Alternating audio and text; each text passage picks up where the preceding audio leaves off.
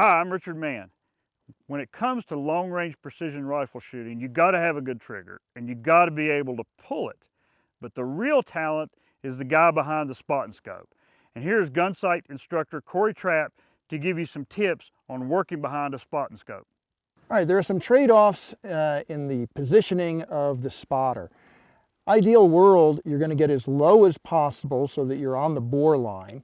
And if we can, we're going to get directly behind the rifle so that our impact points left and right are true to what we're seeing. The downside to that is it's less good for communications, because if I set up directly behind, I'm further away from my shooter, I have to talk louder, and I can't reach out and touch, for example. So here, I'm set up on the shooter's firing side. That gets me as close to bore line as I can manage, while still being able to reach out and just give an indication left, right, up, down with touch and not having to speak.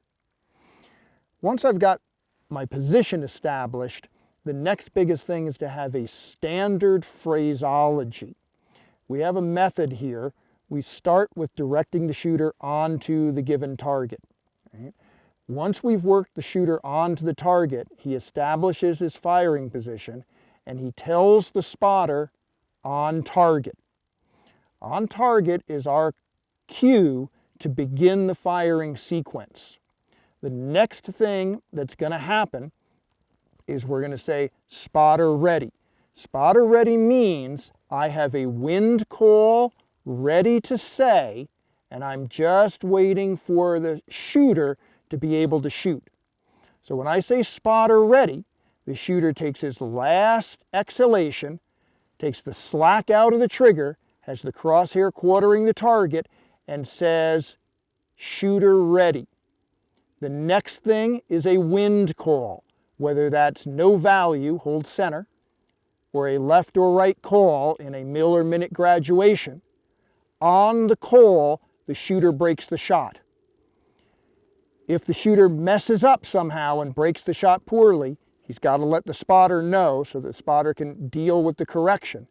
But if he doesn't say anything, I'm going to watch the trace, I'm going to watch the impact, and then immediately call a correction using the graduations in the reticle on the spotting scope. When I give the hold, I position the spotting scope right where the shooter is holding. So when I see the impact, all I have to do is say what I see.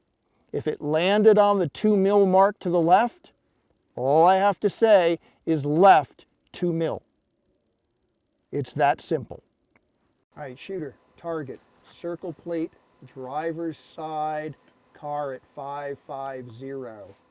Elevation 8.5 minutes.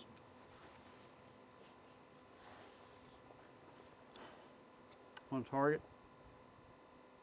Spotter ready. Shooter ready. Right 2 minutes. Right edge. Center hold, no value.